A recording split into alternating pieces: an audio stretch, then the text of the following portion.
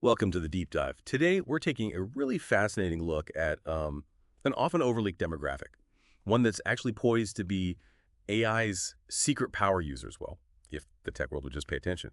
We're digging into a powerful article called AI That Ignores Women 50 Plus is Leaving Money on the Table. It came out July 10th, 2025 by Dr. Heike Franz.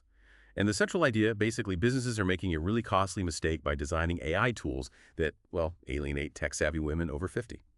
Okay, let's unpack this. Our mission today is to figure out why this demographic is so critical, and also the specific ways current AI has fallen short. In areas like healthcare, finance, retail, and really importantly, what happens when companies actually do design with these users in mind. Yeah, and what's fascinating right away in the article is how it stresses this isn't just, about ethics or being inclusive. It's a huge business opportunity. Dr. Franz introduces us to this persona, Claudia. She's 54, very tech-savvy, pragmatic, owns multiple devices, even jokes about using ChatGPT. And the point is, she's not some kind of exception. Recognizing users like Claudia is really key to unlocking, well, immense value. Right. And you listening might be thinking, okay, why does this matter to me? Well, whether you're developing AI or maybe marketing products, advising clients, or even if you're just curious about how tech shapes our world, this deep dive is going to offer some, I think, genuinely surprising facts and aha Yeah. moments about a consumer powerhouse that's just often disregarded. So, okay, let's start with the big picture then. The financial muscle of this demographic. Dr. Franz calls women over 50 the boss-level players of the consumer world. What exactly does that mean? Like, what kind of numbers are we actually talking about here? Oh, the scale is just incredible. We're talking about the healthiest, wealthiest, most active generation of older women we've ever seen. Their combined net worth, it's around $19 trillion. Just massive. And in the U.S. alone, these women control something like 27% of all consumer spending. That's about $15 trillion annually. Forbes actually calls them super consumers. They really dominate spending in key areas: healthcare, finance, travel, wellness, especially in Europe and North America. And these are exactly the areas where AI is becoming, increasingly important. Wow, $15 trillion. Yeah. Here's where that disconnect you mentioned really hits hard. Despite this huge spending power, businesses are kind of stuck in what the article calls ignore mode. Tossing, what, maybe 5–10% of their marketing budgets at this group? It just seems tiny. It is tiny. And it shows. Yeah, no wonder 91% of boomer women feel like ads are basically speaking a foreign language or just make them cringe. So what is going on in the tech world specifically that leads to such a massive oversight?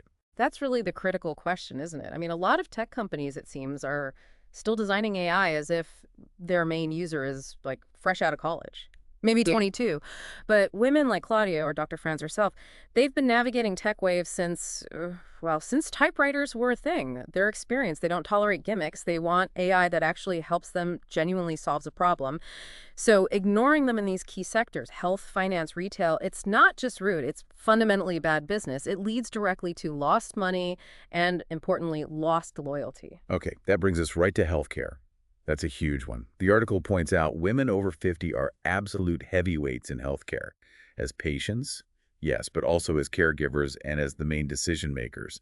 I think the stat was, in the U.S., women make 80% of healthcare decisions for their families. That's right, 80%. And they use healthcare services extensively themselves, for chronic conditions, age-related needs.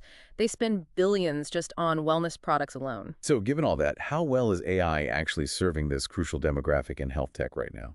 Not very well, unfortunately. Many digital health tools, many AI-driven services, they tend to default to this kind of one-size-fits-all young male model, and that leaves older women feeling frustrated, underserved, and sometimes worse. This isn't just about convenience. It can actually be dangerous. We know there's historical bias in medical research data, which means women are already 50% more likely than men to be misdiagnosed during something serious like a heart attack. 50%, wow. Yeah, so imagine an AI symptom checker that's trained mostly on data from young men.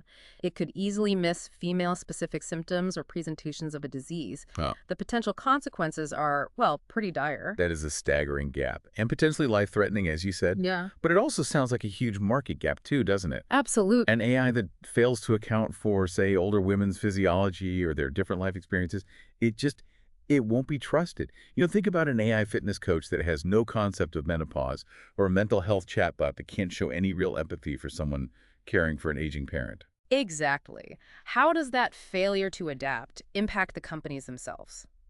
Well, from a business standpoint, health and wellness companies ignoring this group are just forfeiting loyalty and revenue. plain and simple. This generation, they're willing to spend on solutions that actually work for them. But if a telehealth chatbot, for instance, can't figure out when it's time to hand off to a real human doctor, or if a health app uses tiny fonts they can't read easily, they'll just switch. They'll find a competitor who does cater to them. So inclusive design isn't just a nice to have. No, it directly impacts the bottom line. The Yeah. companies that are going to win here are the ones who actively co-create with older women, building AI systems that augment human interaction, make it better, not just try to cut it off completely. Yeah, that makes perfect sense. You lose trust, you lose revenue. Yeah. Okay, let's talk about money then. Finance and fintech. The article states women over 50 are about to become the new financial power center. That sounds pretty big. Can you elaborate on the scale of this shift? It really is remarkable, largely thanks to career gains over decades, plus this massive wealth transfer happening from the boomer generation.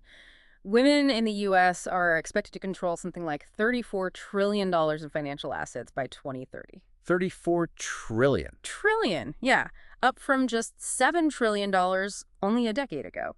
It's a huge jump. By the end of this decade, women will hold roughly 38% of all investable assets in the U.S., and a large chunk of that will be in the hands of older women, partly because, statistically, they tend to outlive men and inherit estates. Okay, so that's an absolutely incredible opportunity for banks, for fintech startups, financial advisors, but only if they can actually keep and serve their female clients effectively.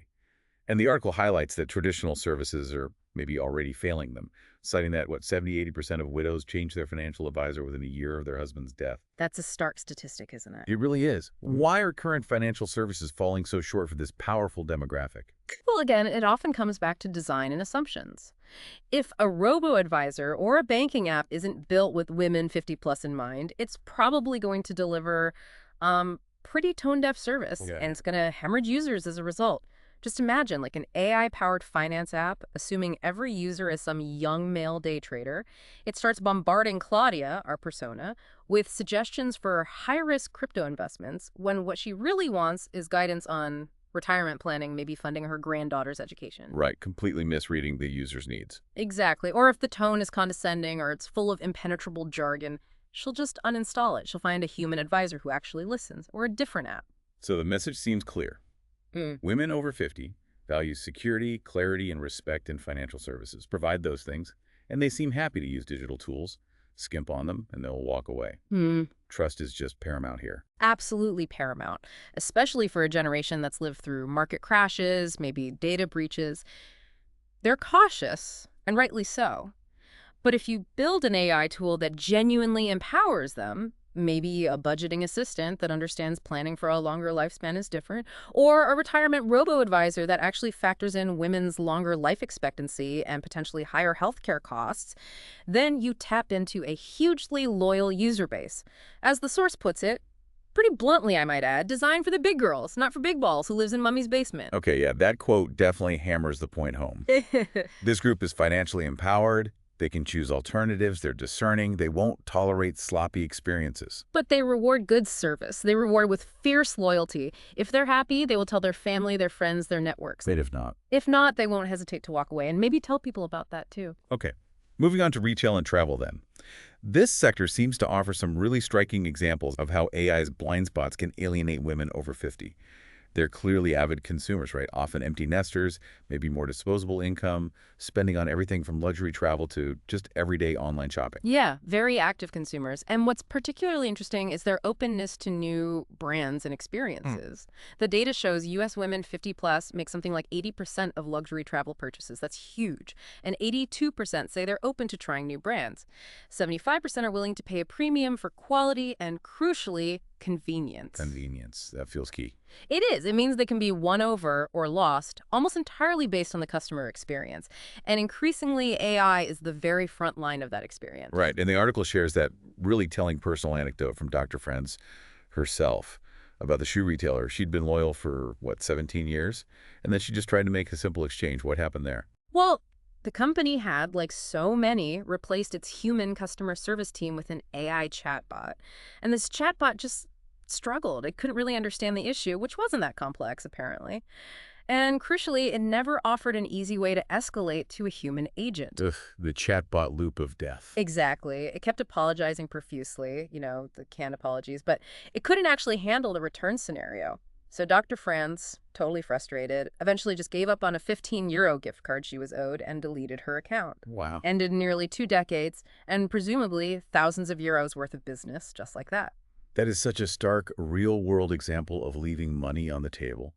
A loyal, long-term customer gone Yeah. because the AI interface was just badly executed. Precisely. So it's not just about handling simple FAQs then. You can imagine like hotel or airline websites where the virtual assistant just falls apart if you ask about booking adjoining rooms for a family trip, maybe with grandkids. Or e-commerce sites where the recommendation algorithms keep pushing, I don't know, trendy crop tops to a 55-year-old shopper who'd much rather see elegant, comfortable fashion options. Yeah. When the digital experience completely ignores who the user actually is, the user's eventually just going to ignore the product. Right. What are the broader consequences then of these kinds of bad AI experiences in retail and travel? Well, this demographic, they generally have high standards for service. They've seen good service, they expect it. If an AI tool wastes their time or maybe insults their intelligence with irrelevant suggestions or poor functionality, they won't just quietly grumble and accept it. They'll switch providers. They'll tell their friends, their international networks. They might even write brutally honest online reviews, maybe with screenshots as evidence. Ouch. Yeah.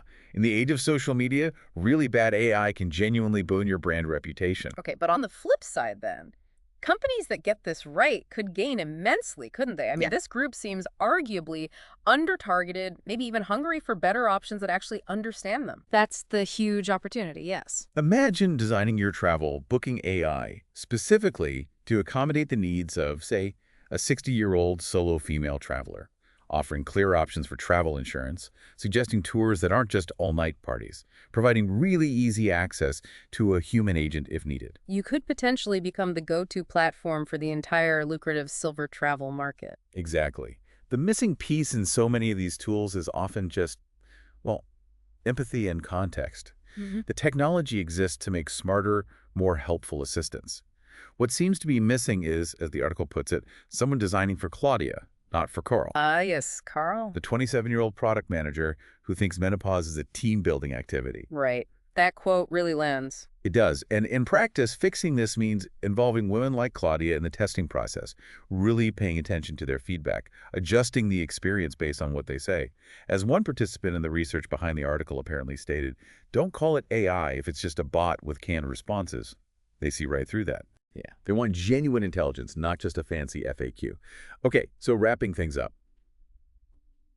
What does this all mean for you, the listener, and maybe for the future of AI more broadly?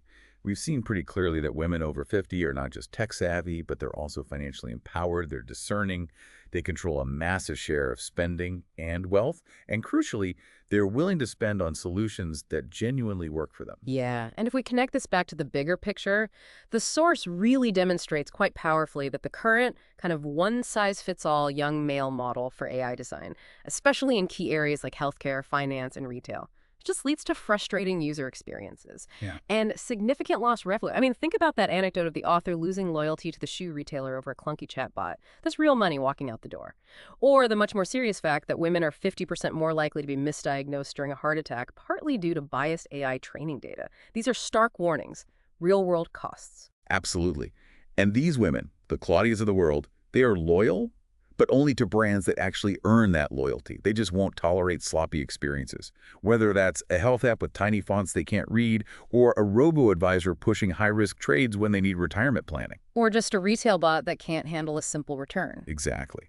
They expect real support, real solutions, not just tech buzzwords and those frustrating canned responses. Which brings up, I think, a really critical point.